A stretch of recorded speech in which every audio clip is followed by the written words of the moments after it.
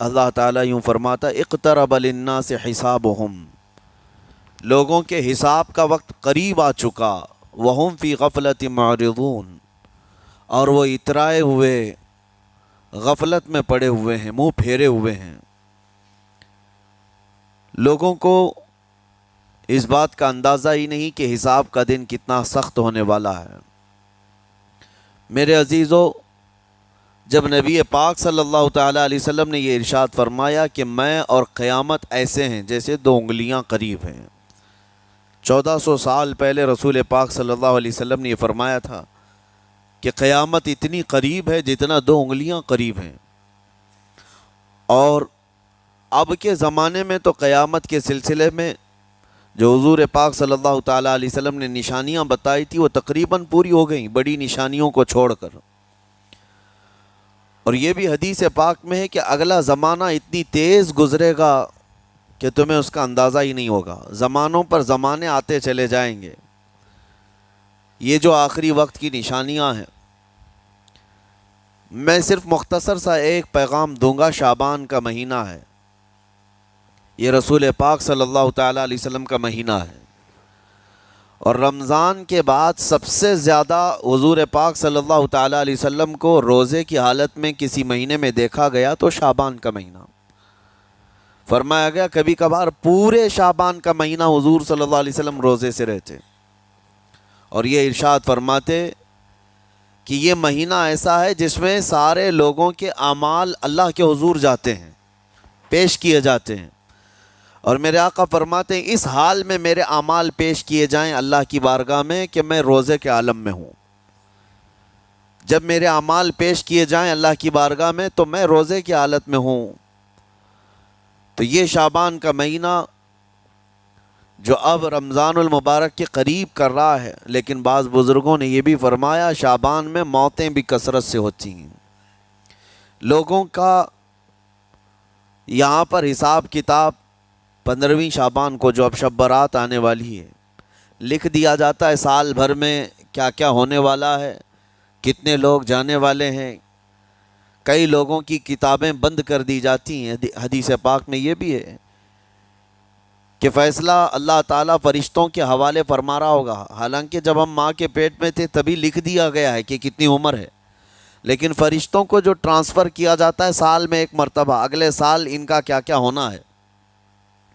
اور حدیث میں ہے کسی کے متعلق فرشتوں کو یہ کہا جا رہا ہوگا کہ فلاں 1 مہینے بعد، 2 مہینے بعد، 1.5 مہینے کے بعد اس کی فلاں وجہ سے موت آئے گی، لیکن وہ بندہ شادی کی تیاری کر رہا ہوگا، وہ بندہ جس کی موت کا آرڈر جاری ہو چکا ہے، فرشتے لے چکے ہیں، وہ اپنے کاروبار کے اور اپنے گھر بار کے بنانے میں مصروف ہوگا، اسے اندازہ تک نہیں ہوگا کہ شعبان کے اس مہینے میں اس کی موت کا پروانہ نکل چکا ہے۔ اسی لیے میں عرض کر رہا ہوں قرآن کی آیت اقترب للناس حسابہم وہم فی غفلت معرضون، اللہ فرماتا ہے لوگوں کا حساب بہت قریب آ چکا جبکہ وہ غفلت میں پڑے ہوئے ہیں۔ اب جس زمانے میں آپ زندگی گزار رہے ہیں یہ اتنی تیزی سے آپ کے اوپر سے گزر جائے گا کہ آپ کو احساس تک نہ ہوگا، بلکہ ایک حدیث کا مفہوم یہ بھی ہے کہ جوان بوڑھے نظر آنے لگیں گے اور بچے جوان نظر آنے لگیں گے۔ وہ دور آئے آج، بچے تو ہمارے جوان ہو ہی چکے ہیں، جو 6 سال کے بچے ہیں، 5 سال کے بچے ہیں، جن کو حقیقت میں بچہ کہا جاتا تھا، اب کے زمانے میں وہ بچے ہی نہیں رہ گئے ہیں۔ 8 سال کے بچے وہ بچے ہی نہیں رہ گئے۔ ساری اسکولوں کے حالات ہمارے پاس آئے دن نئی نئی خبریں آتی ہیں، 3ری جماعت کا، 4تھی کلاس کا بچہ خطرناک قسم کے نشوں میں مبتلا ہے جو بڑے بڑے جوان بھی نہیں کیا کرتے تھے۔ تو بچہ کہاں رہا؟ حضور پاک صلی اللہ تعالیٰ علیہ وسلم نے فرمایا تھا بچے جوان لگیں گے اور جوان بوڑھے، اور جوانوں کی حالت یہ ہے کہ سارے مزے اپنے بچپن میں اتنے کر لیے کہ جوانی میں طاقت ہی ختم ہو گئی۔ 25 سال کی عمر میں ایسے لگتے ہیں جیسے کہ بوڑھاپا آ گیا، کمزوریاں آ گئیں۔ 30 سال پہلے کے دور میں 40 سال کو بھی جوانی کہا جاتا تھا، اب کے دور میں 40 سال تو بڑھاپا ہو گیا۔ 30 سال کی عمر کے بعد آج کے نوجوانوں کے جواب دینے لگ جاتے ہیں۔ اس کی وجہ یہ ہے کہ بچپن میں اپنے آپ کو برباد کر لیا، بچپن میں اپنے آپ کو ختم کر لیا، تو جو بچپنا تھا اس کو جوانی میں بتا دیا، اور جو جوانی ہے وہ بڑھاپے میں۔ اور جو بوڑھے اصل بوڑھے ہیں جن کو 60-70 سال کی عمر ملی ہوئی ہے، یہ اللہ تعالیٰ کی طرف سے ان کے لیے نعمت ہے۔ باقی قیامت کے قریب جو حالات ہیں وہ اس طرح کے ہیں۔ اور مزید میں آپ کو یہ بھی بتا دوں کہ زمانہ ترقی کرتے کرتے تمہیں ایسا سست اور کاہل بنا دے گا کہ تم کوئی کام کے لائق بھی نہیں رہ جائیں گے۔ بہت ساری چیزیں ہم سے رخصت ہو رہی ہیں، ہمیں اندازہ بھی نہیں۔ ابھی کل ہی میں ذکر کر رہا تھا، ابھی 10 سال پہلے 20 سال پہلے جو چیزیں ہمارے آنکھوں کے سامنے موجود تھی وہ اب غائب ہو چکی ہیں۔ خالی وقت اسے ملے تو نشہ بھی یاد آ جائے، خالی وقت اسے ملے تو عورتوں کی طرف میلان بھی بڑھ جاتا ہے، خالی وقت اسے ملے تو اس کو دولت لٹانے اور عیاشی کرنے کی فکر بھی سوار ہونے لگتی ہے۔ اپنے آپ کو کسی چیز میں مصروف کر لے، اور سب سے بہترین مصروفیت کیا ہے؟ اللہ اور اس کے رسول کا ذکر پاک ہے۔ یہ سب سے بہترین مصروفیت ہے کہ تم نے اپنے آپ کو اس میں مصروف کر رکھا تو اللہ تعالیٰ دنیا کی تمام مصروفیتوں سے تمہیں آزاد کر دے گا، برائیوں سے آزاد کر دے گا۔ قرآن میں رب تعالیٰ فرماتا ہے وَقَالُوا حَسْبُنَا اللَّهُ وَنِعْمَ الْوَكِيلُ، جنہوں نے یہ کہا ہمارا رب ہمارے لیے کافی ہے، ہمارا اللہ ہمارے لیے کافی ہے، اور کیا ہی بہترین مددگار ہے، کیا ہی بہترین وکیل ہے جس نے یہ کہا۔ اللہ فرماتا ہے اس کے فوراً بعد آیت آئی ہے فَانْقَلَبُوا بِنِعْمَةٍ مِّنَ اللَّهِ وَفَضْلٍ لَمْ يَمْسَسْهُمْ سُوءٌ، اللہ ان لوگوں کو اپنی خاص نعمتوں میں لے جائے گا، ایسی جگہ جہاں کوئی برائی انہیں چھو بھی نہ سکے گے۔ جنہوں نے اللہ کی بارگاہ میں یہ کہا حسبنا اللہ ونعم الوکیل، آگے بھی ہے دوسری آیت ہے نعم المولا ونعم النصیر، جس نے یہ کہا اللہ فرماتا ہے ان بندوں کو اللہ اپنی خاص نعمتوں میں لے جائے گا اور فضل میں لے جائے گا، ایسی جگہ لم یمسسہم سوء، جہاں انہیں کوئی برائی چھو بھی نہ سکے گی، کوئی برائی نہ آ سکے گی۔ اسی لیے کثرت سے اپنے آپ کو مصروف رکھو۔ یہ جو محافل ہماری ہو رہی ہیں اللہ کرے کہ ہمیشہ قائم رہیں۔ ہم ہفتے میں 1 مرتبہ ذکر کی مجلس میں آتے ہیں اپنے دل کو اللہ تعالیٰ کی یاد سے معمور کرنے کے لیے۔ ویسے کھانا تو دن میں 3 مرتبہ اور کوئی تو 5 مرتبہ کھاتے ہیں۔ اپنے جسم کا بھرپور خیال رکھا جاتا ہے، ہماری روح کے خیال کے لیے ان مجلسوں میں آنا ضروری ہے۔ یہ مجلسوں کی پابندیاں، اور اگر آپ اس کو ہی یہ سمجھ کر نہ چلیں کہ ہم نے ایک بار ہفتے میں ذکر کر لیا تو اب کافی ہے۔ ہماری گاڑی بھی جو ہے پیٹرول بار بار مانگتی ہے، اس کو جس طرح سے چلاتے ہیں اس طرح سے اس کی خواہش بھی ہے۔ روزانہ گاڑی کو اگر کہیں کھڑی کر رکھیں تو زیادہ پیٹرول نہیں لگے گا، لیکن چلتی رہے تو بار بار پیٹرول کی ضرورت ہے۔ ہم میں سے ابھی کوئی ایسا نہیں ہے جو بستر پر پڑا ہوا ہے، ہر کوئی چل رہا ہے، پھر رہا ہے، دنیا میں مصروف ہے۔ تم اپنے کھانے پانے بھی کر رہے ہو، لوگوں سے ملاقات بھی کر رہے ہو، اس کا مطلب ہے تمہاری گاڑی چل رہی ہے اور اس کو پیٹرول بار بار چاہیے۔ اور یہی جو ایندھن ہے، یہ پیٹرول ہے، اس کا کام یہ اللہ تعالیٰ کا ذکر کرتا ہے۔ تمہارے جسم کو بیلنس رکھنے کے لیے، تمہاری فکروں کو بیلنس رکھنے کے لیے، تمہارے دماغ کو صحیح سلامت ایک نہج پر رکھنے کے لیے یہ ذکر کی محافل قوت دیتی ہیں۔ اگر اس ہفتے میں آپ نے ذکر کیا نہیں ہوا تو آپ اپنے ہی گھر پر سونے سے قبل بستر پر بیٹھ کر کیوں اللہ کا ذکر نہیں کر لیتے؟ 5 منٹ 10 منٹ اس مولا کو پکار کر کے سونے میں کیا حرج ہے؟ لوگ موبائل دیکھتے، گانے سنتے، فلمیں دیکھتے ہوئے سو جاتے ہیں، لیکن اللہ رب العزت کو یاد کر کے سونے والا، میرے عزیزو، قرآن میں مولا فرماتا ہے فَاذْكُرُونِي اذکرکم، اس کا وعدہ ہے تم مجھے یاد کرو میں تمہیں یاد کروں گا۔ اور اس کی تفسیر میں اللہ تعالیٰ کے اس قول میں، اس فرمان کی تفسیر میں بزرگوں نے فرمایا اللہ کیسے یاد کرتا ہے بندے کو، اللہ بندے کو کیسے یاد کرتا ہے؟ جب تم اس کی یاد میں مصروف رہے، اپنے آپ کو بزی کر رکھا، اللہ تمہیں کیسی جگہ یاد کرتا ہے؟ فرماتے ہیں مفسرین کہ بندہ تو لوگوں میں اللہ کو یاد کیا، اور اللہ بندے کو فرشتوں میں یاد کرتا ہے۔ فرشتوں کے درمیان تمہارا ذکر ہونے لگتا ہے کہ فلاں کا بیٹا فلاں آج میرا ذکر کر رہا تھا۔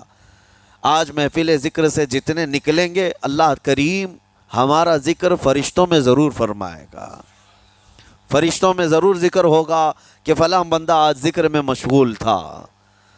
اور پھر یہ بھی فرمایا بزرگوں نے، مفسرین نے، کہ اللہ تعالیٰ وہاں یاد کرتا ہے جہاں فرشتے ہوں، فرشتوں کی محفل میں تمہارا ذکر۔ اور اس کے علاوہ یہ بھی فرمایا گیا کہ تم دنیا میں زندگی میں اسے یاد کرتے تھے، اور وہ تمہیں مرنے کے بعد قبر میں یاد کرے گا۔ جب دنیا تمہیں چھوڑ دیتی ہے تب اللہ تعالیٰ تمہیں یاد فرماتا ہے۔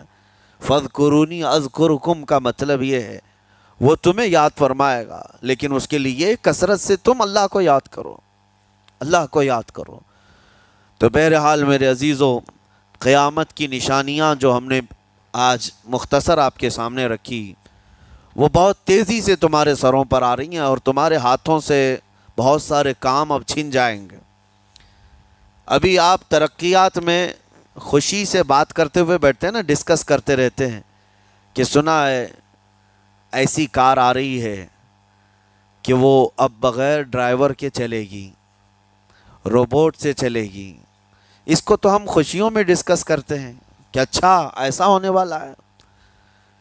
پہلے ایسا تھا کہ موبائل آپ بٹن کے دباتے تھے، کسی نے اگر خبر کر دیا کہ نہیں بعد میں صرف ٹچ کرنے سے آتا ہے تو آپ کہتے اچھا ایسا بھی آنے والا ہے۔ لیکن آپ کوئی کہے تو آپ کو کوئی تعجب نہیں، ٹچ اسکرین، کوئی تعجب کی بات نہیں، بنا ڈرائیور کے گاڑیاں آ جائیں گی۔ اس طرح ہوتے ہوتے نظام زندگی اس قدر بدل جائے گا، اس قدر بدل جائے گا۔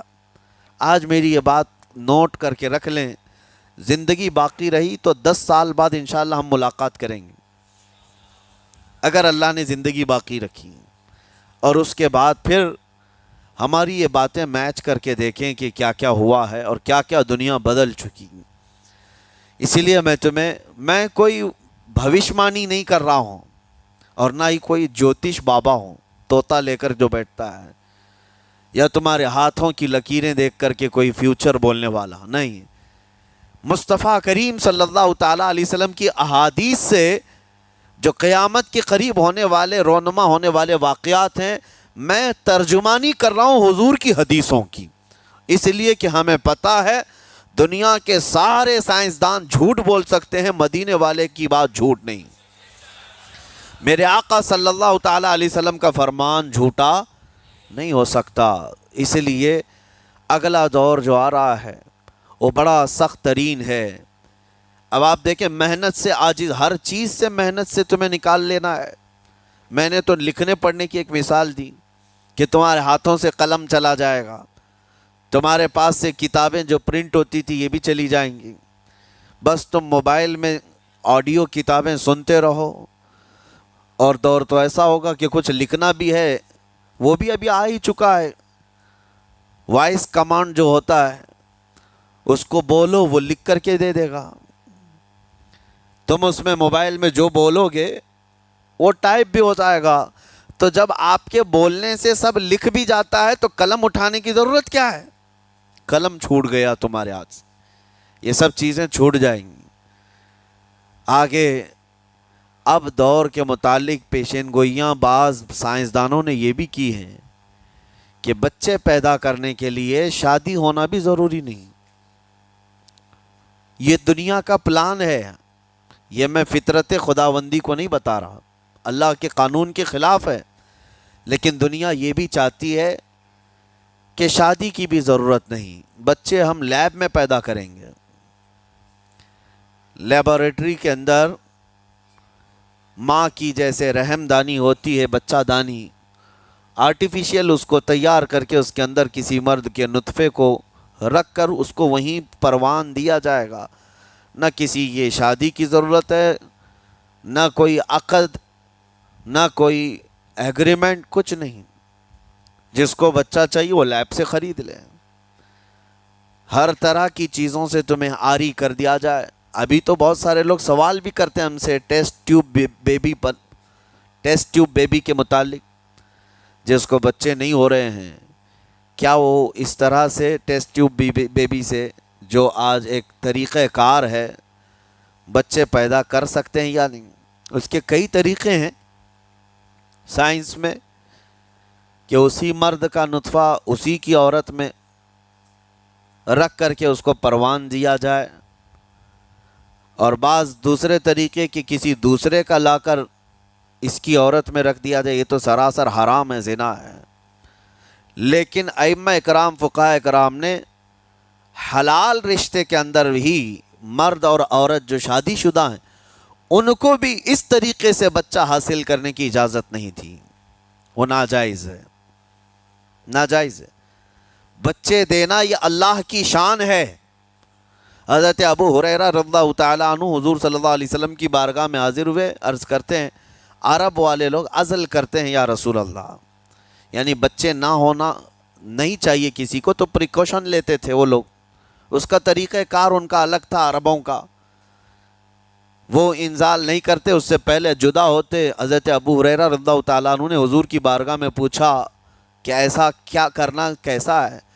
نبی پاک صلی اللہ تعالیٰ علیہ وسلم نے ارشاد فرمایا اگر رب تبارک و تعالیٰ چاہے تو بھی بچے عطا کرے گا، کوئی عزل کر لے الگ ہو جائے، اگر مولا کو دینا ہو تو اس حال میں بھی اللہ تعالیٰ بچے عطا کرے گا۔ جو مولا بغیر باپ کے عیسیٰ پیدا فرماتا ہو۔ تو بہرحال میں بات الگ نہ چلی جائے اس لیے عرض کر رہا ہوں کہ اگلے دور میں سارے کام کاج تمہارے ہاتھوں سے نکل جائیں گے، عاری کر دیا جائے گا اور تمہیں سست اور کاہل بنا دیا جائے گا، اور جب بندے کے پاس کوئی کام ہی باقی نہ رہے تو اس کا دماغ شیطانی بن جائے گا، اور شیطان اس کو ہانکتا رہے گا صبح سے شام تک، شام سے صبح تک۔ اور میں آپ کو بتا دوں دنیا یہ چاہتی ہے کہ رات کو دن بنا دے، یعنی کوئی رات کا تصور ہی نہ رہے، نہ اندھیرا ہے نہ ہی کوئی اس طرح کی تاریکی، بلکہ پورا ٹوٹل 24 آورز ایسا ہی اجالا دکھنا چاہیے۔ تمہاری نیندیں ختم ہو، کسی کے لیے بھی اندھیرا ہو گیا چلو سوئیں، یہ اللہ کے جتنے نظام ہیں اس سے یہ دنیا چھیڑ چھاڑ کرنے کی کوشش کر رہی ہے۔ یہ جو خفیہ طاقتیں ہیں دنیا کو جو چلا رہی ہیں، وہ فری میسن ہوں اور سیکریٹ تنظیمیں جو آج دنیا میں کام کر رہی ہیں، وہ قانون خداوندی سے چھیڑ چھاڑ کرنا ان کی فطرت عادت ہے۔ ہر چیز جو اللہ تعالیٰ کی بنائی ہوئی، پہاڑوں کو اپنی جگہ سے ہٹا دینا۔ عرب میں آج پتہ ہے آپ کو، سعودی میں سب سے زیادہ پہاڑ کاٹے جا رہے ہیں، پہاڑ اتنے کاٹتے ہیں وہ لوگ، پورے کے پورے پہاڑوں کو انہوں نے زمین سے الگ کر دیا، اور وہاں پہاڑ کا وجود ہی نہیں۔ مکہ میں جا کر آپ دیکھ لیں، مدینے میں جا کر دیکھ لیں، 4 سال 5 سال کنٹینیو کئی مشینیں لگا کر کے پورے پہاڑ کو صاف کر دیا، پتھر کے پہاڑ۔ اصل میں یہ نظام قدرت ہے، پہاڑ یوں ہی نہیں بنائے اللہ نے زمین پر۔ والجبال اوتادا، یہ میخ بنا کر کے اس میں گاڑ دیے گئے تاکہ زمین ہلنے نہ پائے، زمین پانی پر ہے، اور جب پہاڑوں سے چھیڑ چھاڑ کیا جائے گا زمینوں میں زلزلے آئیں گے، ادھر سے ادھر زمین ہل جائے گی۔ اور تو اور انہوں نے اپنی ٹیکنالوجی کو بڑھاتے بڑھاتے قانون خداوندی میں چھیڑ چھاڑ کے لیے کیا نہیں کیا، انہوں نے جعلی اور آرٹیفیشل ارتھ کویک لانے کی کوششیں کی، مصنوعی زلزلے، مصنوعی بارش ہوتی نہیں، لیکن پورے کلاؤڈ کو جمع کر کے، بادلوں کو جمع کر کے ایک جگہ، اور پھر اس کو کیمیکل کے ذریعے سے پانی برسا دیا جائے۔ لوگوں کو لگتا ہے کہ ابر چھا گیا اور پانی آنے لگ گیا، یعنی بارش بھی مصنوعی برسائی جائے، ہوائیں بھی مصنوعی چلائی جائیں، پہاڑ بھی کاٹ دیے جائیں، جعلی زلزلے لائے جائیں، سونامی کو بھی لانے کی ترکیبیں ان لوگوں نے سوچی کہ زیر زمین جو لاوا ہوتا ہے اس کے اندر دھماکہ کر دیا جائے تاکہ پانی کی موجیں بے قابو ہو کر بہت زیادہ لہریں اٹھ جائیں اور دنیا میں تباہی مچائیں۔ بیماریاں اللہ کی طرف سے آتی ہیں، لیکن بیماریاں یہ لیب میں بنانے کی کوشش کرتے ہیں کہ وائرس بنائے جائے اور لوگوں کے درمیان چھوڑ دیے جائیں، جس کو آج دنیا کی بڑی طاقتیں بایو ویپن کا کہتی ہیں، یعنی ہتھیار صرف گولہ بارود بندوق اور میزائل ہی نہیں ہیں، ہتھیار یہ وائرس بھی ہیں، کیمیکل بھی ہے، دوائیوں کی شکل میں۔ یہ برسوں سے یہ تنظیمیں اس بات پر کام کر رہی ہیں، حتیٰ کہ یہ نظام قدرت کو، نظام خداوندی کو پورے اکثر بدلنے کے لیے انہوں نے مردوں کو عورت بنانا، عورتوں کو مرد بنانے کی بھی مہم چھیڑ رکھی ہے۔ ٹرانسجینڈر، ان سب کو خاص قانونی حق دیا جائے گا اور مرضی سے آدمی اپنے جینڈر کو، اپنی جنس کو چینج کروا لے۔ یہ قانون خداوندی میں چھیڑ چھاڑ ہے نہیں، اور انسان کو جس کام کے لیے پیدا کیا گیا تھا اس کام سے اس کو عاری کر دیا جائے، کاہل بنا دیا جائے۔ اسی لیے دیکھیں وہ رحمان مولا چاہے تو تمہیں گھر میں بٹھا کر خوب رزق دے، وہ غفار ہے جو چونٹیوں کو اپنے سوراخ میں رزق دیتا ہے، مچھلیوں کو پانی کے اندر رزق دیتا ہے، وہ اشرف المخلوقات کو کیوں نہیں کھلائے گا؟ لیکن اس کا حکم یہ ہے اذا قضیت الصلاۃ فانتشروا فی الارض، جب نماز پڑھ لو تو زمین میں پھیل جاؤ اور اللہ کا رزق ڈھونڈو۔ یہ نہیں کہ گھر میں بیٹھ کر کے تم پکارتے رہو رزق آ جا، رزق آ جا، رزق آ جا، یہ نہیں ہے۔ تمہیں کیوں؟ تم کاہل اور سست نہ بنو، تمہیں فرمائے گا ہاتھ پیر چلاؤ۔ نبی پاک صلی اللہ تعالیٰ علیہ وسلم نے ارشاد فرمایا دنیا کا سب سے بہترین رزق وہ ہے جو اپنے ہاتھوں کی کمائی، محنت سے۔ اور حضور فرماتے ہیں اللہ کے نبی داؤد علیہ السلام لوہے کا کام کرتے اور خود اپنے ہاتھوں سے لوہے کو تپا کر کے نقش بناتے، اور لوہے کی زرہ جو جنگوں میں پہنی جاتی یہ بنا کر کے بیچتے تھے، اور اس کی آمدنی سے حضرت داؤد علیہ السلام اپنا گھر چلاتے تھے۔ حضرت ادریس علیہ السلام کپڑے سلتے تھے، درزی کا کام کرتے اور اپنا گھر چلاتے۔ حضرت ابراہیم علیہ السلام گھر بنانے کا کام کرتے رہے۔ اسی لیے نبی پاک صلی اللہ تعالیٰ علیہ وسلم نے فرمایا اللہ کے سارے نبی اپنے ہاتھوں کی کمائی کھایا کرتے تھے، کوئی گھر بیٹھ کر کے نہیں۔ جو لوگوں کو آج یہ شوق ہے کہ بس کسی کو جائیداد میں کچھ پراپرٹی ملی تو کرائے پر چڑھا دو اور کرایہ کھاتے رہو، کیوں محنت کرنا ہے؟ کوئی کام کیوں کرنا ہے؟ میں یہ نہیں کہتا کہ کرایہ مت کھاؤ، کھاؤ کرایہ، لیکن اپنے جسم کو ایسا کاہل اور سست بناؤ گے تو یہ شیطان کی آماجگاہ بن جائے گا دماغ، اور اتنے گناہ کرنے لگ جاؤ گے کہ تمہارے کنٹرول میں نہیں رہے گا۔ تم اس کو جتنا خالی اور سست چھوڑو گے۔ یہ آلریڈی جو سائنسدانوں نے چوہوں پر ایکسپیریمنٹ کر کے جو دیکھا، اکثر ایسا ہوتا ہے کہ چوہوں پر جو تجربہ کیا جاتا ہے انسان کے فطرت سے بہت زیادہ میل کھاتا ہے چوہوں کی طبیعت۔ اسی لیے آپریشن تھیٹر میں بھی سکھانے کے لیے چوہے اور مینڈک کا استعمال ہوتا ہے۔ دوائیاں بھی جو سب سے پہلے بنتی ہیں وہ چوہوں کو کھلا کر دیکھی جاتی ہیں۔ انسان کی طبیعت زیادہ اس سے میل کھاتی ہے۔ تو جو چوہوں کو ساری سہولیات دے دی گئی تھی تو وہ آپس میں شہوت میں مبتلا ہو گئے اور ایک دوسرے کا قتل کرنے لگے۔ یہی حال انسانوں کا بھی ہوگا، جب ان کو ساری سہولیات ایک جگہ مل جائیں گی تو یہ ایک دوسرے کا قتل شروع کر دیں گے، یہ کثرت سے گناہ کرنے لگیں گے اور ایک دوسرے کا قتل کریں گے۔ اسی لیے آپ کو میں جو بات کہہ رہا تھا وہ ادھوری رہ گئی۔ وہ رب تبارک و تعالیٰ چاہے تو گھر بیٹھا کر تمہیں کھلائے، لیکن آپ مجھے یہ بتاؤ یہ جو مسجد میں بلاتا ہے تمہیں رب تعالیٰ 5 وقت، فجر میں، ظہر میں، عصر میں، مغرب میں، عشاء میں، اور ہر ایک میں تمہیں اپنی پیشانی زمین پر رکھنی ہے۔ ہاں ایک مخصوص طریقہ ہے، کیوں؟ اللہ کریم کیا تمہارے ان اعمال کا محتاج ہے؟ محتاج ہے رب تعالیٰ کہ تم جتنے سجدے کرو گے اس کا پاور بڑھے گا، اس کی طاقت بڑھے گی، تمہاری عبادتوں سے اس کے خزانے بڑھیں گے؟ کچھ نہیں ہونا ہے، وہ بے نیاز ہے، اللہ الصمد، وہ بے نیاز ہے۔ لیکن تمہیں یہ جو پریکٹس کرائی جاتی ہے وہ اسی لیے کہ تم سست اور کاہل نہ بنو۔ کسی گاڑی کو زیادہ دن گیریج میں رکھ دیا جائے، چاہے وہ نئی کیوں نہ ہو، زنگ لگ جاتا ہے اور اس کے بعد پھر اس کے اندر خرابیاں شروع ہو جاتی ہیں۔ انسان اپنے آپ کو اسی طرح کاہل رکھ دے، سست رکھ دے، تو پھر اس کے اندر بھی عجب عجب قسم کی بیماریاں، وہ گناہوں کی بیماریاں بھی شروع ہوتی ہیں اور جسمانی بیماریاں بھی شروع ہوتی ہیں۔ اسی لیے تمہیں 5 وقت یہ پریکٹس بھی کرائی جاتی ہے کہ نمازیں پڑھتے رہو، اپنے آپ کو بزی رکھو، تم بار بار پیشانی زمین پر جھکاؤ اور اٹھاؤ، جھکاؤ اٹھاؤ۔ یہ پریکٹس اسی لیے کرائی جاتی ہے کہ تمہارا جسم سست اور کاہل نہ رہے۔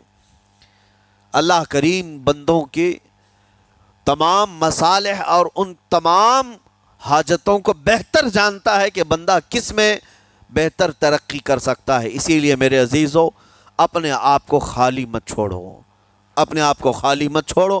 اور وقت ہمارے پاس اتنا کم ہے کہ حساب دینے کے وقت ہمیں سب کو پتہ چل جائے گا قیامت کے دن۔